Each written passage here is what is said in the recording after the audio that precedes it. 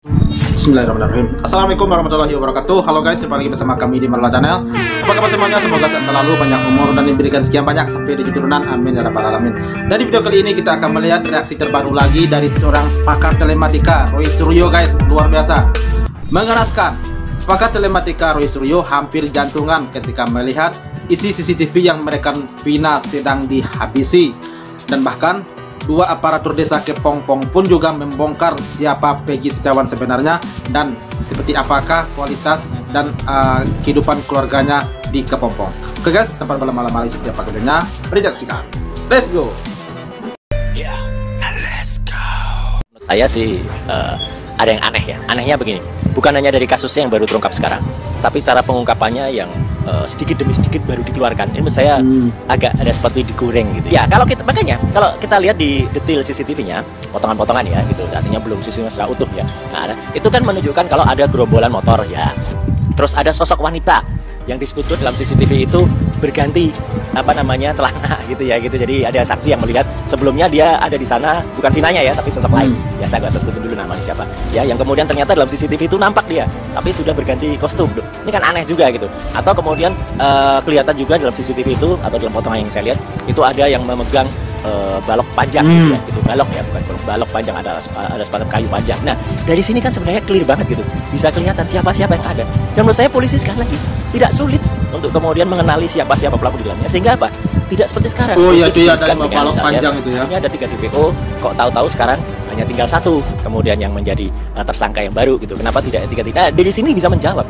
Jadi menurut saya menghimbau dengan sangat ya agar kasus ini segera dibuka. Dan di dalam penutupnya kalau rekan mungkin bisa melihat atau mengingat kembali, di sana Kabid Humas Polda Jawa menyampaikan apabila ada informasi, ada alat bukti yang lain yang bisa membuat lebih terang benderang dalam kasus ini, mohon disampaikan. Itu artinya bahwa kita membuka diri apabila memang ada informasi dan alat bukti lain yang bisa diberikan kepada kepolisian sebagai informasi tambahan untuk mengungkap kasus ini. Khusus soal CCTV-nya, menurut saya catatannya adalah 1, ya kalau memang ada CCTV, buka sejelas-jelasnya semuanya. Ya, meskipun ini sudah terlalu lama, ya dari tahun 2016 sampai dengan sekarang sudah cukup lama. Tapi kalaupun nanti mendadak, ya ada rekaman CCTV-nya, bagi saya secara utuh itu juga menjadi pertanyaan. Berarti selama ini kemana? Disimpan di mana? Soalnya apa? Disebut-sebut ada 3 CCTV yang ada ya. CCTV yang berasal dari 2 minimarket yang ada di sana, dan juga CCTV yang berasal dari jalan. Artinya apa?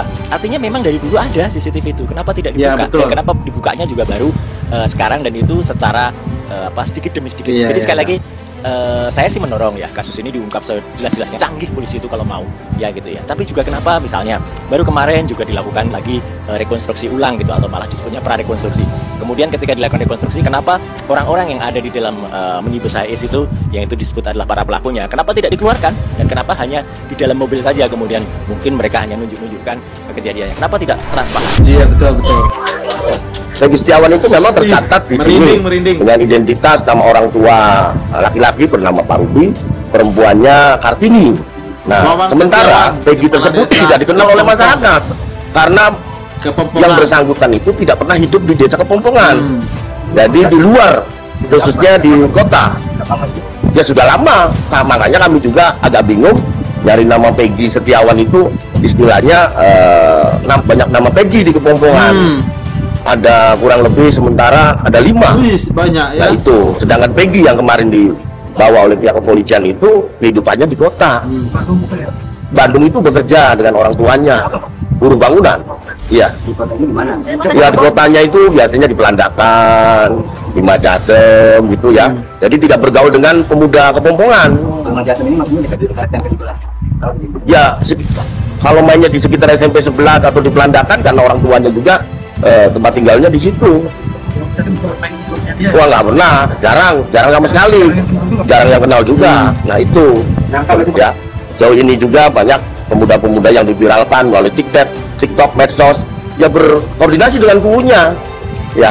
Tapi yang Peggy Setiawan ini tidak pernah koordinasi dan tidak pernah merasa apa gitu tuh. Jadi yang lainnya ribut sampai kami harus sempat mau nyewa pengacara karena dibuncikan semacam itu. Tapi semua itu ya saya serahkan kepada pihak kepolisian, karena ya saya tidak kenal, karena saya tidak kenal sama sekali, karena memang wilayah saudara Peggy itu perbatasan dengan kota. berbatasan dengan kota, pas berhimpitan dengan kota. Warga kota kalau bukan warga kota kalau nggak salah. Kalau Peggy Setiawan warga kita. Oh, warga kota itu. Iya. Ya, sama-sama di perbatasan. Oh, tidak ada sama sekali. Ya, kami hanya melihat kondisi keluarga Peggy sekeluarga orang tidak mampu. Makanya kami sempat memberikan Rutilahu 2 kali, bantuan PKH kalau ada bantuan yang lain, karena memang kondisinya semacam itu. Iya, betul. Kalau satu kakak kalau nggak salah, iya. Ini kelihatan dari wajah panjang. Misalnya ini kelihatan jujur ya orangnya ya guys. Sejak dulu atau baru ada ini setelah bilang itu pakai masker segala macam. Saya kurang tahu juga tuh ya. Ya, seperti yang tadi saya jelaskan dia tuh nggak pernah sosialisasi saja. Jadi nggak tertutup aja, jadi sulit untuk mengenal. Nggak bersosialisasi, nggak dulu kan nggak bareng nggak pernah nongkrong sama anak-anak kita, nggak pernah. Misalnya ada acara 17-an, ada acara kifayah, ada orang meninggal juga nggak pernah keluar. Saya nggak pernah keluar lah gitu, golongan kita tuh. Saya sekarang apakasan bisa apa nih bukan sama keju. Itu kan ada tapi sempat kan rumah saya di depan tuh ya. Kita masih ada di depan, terus saya masih ada. Jadi dia sering dari belakang ya? Dari belakang nggak pernah dari depan. Yang nembus ke SMP 11 itu perjuangan. Jarak antar rumah Peggy dengan SMP 11 itu dekat. Iya dekat. Tembus jalan belakang tuh tinggal belok aja. Sana tembus perjuangan Peman 2 sampai sebelah.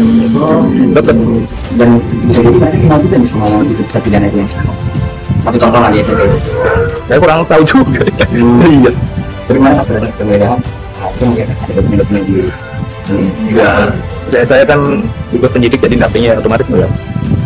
Lanjut yang ya, paling penting yang menguatkan sosok pribadi Peggy aja. Rapor ya? Ada rapor. Terus keluarga lah, betul-betul kayak gitu aja. Untuk warga gitu ya. Gimana pas pada saat itu ada berapa orang dulu? Ada 3 orang. Siapa aja? Kakek neneknya sama bibinya. Berarti polisi nanyain ketimbang itu. Iya. Hari ini Pengadilan Negeri Bandung menjadi saksi sekaligus menjadi pemutus terhadap satu orang anak manusia yang dizolimi, yang merasa tidak pernah melakukan apapun, yang tidak pernah melakukan apapun, bahkan tidak mengetahui peristiwa ini, yang kemudian dia ditarik harus bertanggung jawab sama perbuatan yang dia tidak lakukan. Maka kami tegaskan kami akan melawan secara hukum yang ditentukan oleh konstitusi, kami lakukan itu. Kira-kira seperti itu. Iya, oke, mantap, luar biasa. Ini merupakan pengacara Peggy Setiawan ya guys ya. Pengacara Peggy, ini sekedar informasi ya, pengacara Peggy itu ada sekitar 5 orang sampai 7 orang guys ya, bukan 1 Pak Doni aja, banyak pengacara Peggy guys. Dan itu kemungkinan besar itu murni secara nurani mereka untuk membela kebenaran. Sepertinya mungkin ini mereka mungkin tanpa dibayar ya oleh Peggy, gimana mau bayar ya, sementara Peggy kan orang yang kurang mampu gitu ya. Dan di sini saya juga salut dengan Mas Roy Suryo tadi. Beliau telah turun tangan menanggapi, bahkan beliau juga pakar telematika ya guys ya. Beliau telah menanggapi isi rekaman CCTV yang ada di beberapa tempat, dan itu asli isinya sangat mengenaskan. Dan di situ juga terekam dan beliau juga tidak menyebutkan namanya ya, inisialnya seperti apa, beliau tidak menyebutkan. Memang ada sepertinya akan melakukan sebuah kerusuhan begitu ya. Bahkan di situ ada sebuah barang bukti, seseorang sedang membawa balok kayu. Nah itu untuk apa kita nggak tahu ya. Nah dan itu hasil rekaman CCTV, dan beliau juga meyakini bahwa isi rekaman CCTV itu masih banyak lagi CCTV yang lain yang bisa dijadikan barang bukti untuk mengungkap pelaku-pelaku di kasus pembunuhan Vina Cirebon tersebut. Nah oke guys, video reaksi kita hari ini, dan masih banyak bagi yang telah menonton, dan sampai jumpa lagi di video berikutnya. Thank you. Thanks for watching.